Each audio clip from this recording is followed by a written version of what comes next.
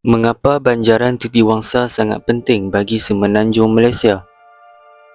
Banjaran Titiwangsa sangat penting kepada Semenanjung Malaysia kerana ia memainkan peranan yang besar dari segi geografi, iklim, sumber air dan ekonomi. Mari kita jelaskan satu persatu.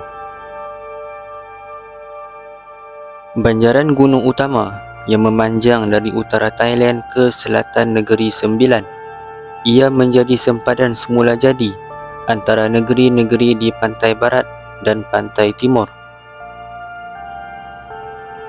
Banjaran ini juga menghalang tiupan angin monsun timur dan barat daya, menyebabkan perbezaan hujan antara kedua-duanya. Sebagai contoh, pantai timur lebih banyak hujan semasa monsun timur laut, manakala pantai barat pula lebih kering kerana ia terlindung oleh banjaran ini. Jadi, ia sangat penting dalam mengawal taburan hujan dan suhu di Semenanjung Malaysia.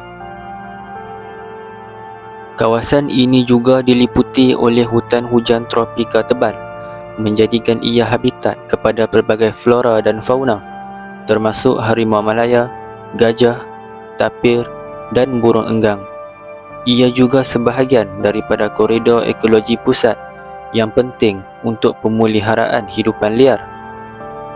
Kesimpulannya, banjaran Titiwangsa sangat penting kerana ia menyokong keseimbangan alam, sumber air dan cuaca. Tanpanya, sistem semula jadi Semenanjung Malaysia akan terjejas besar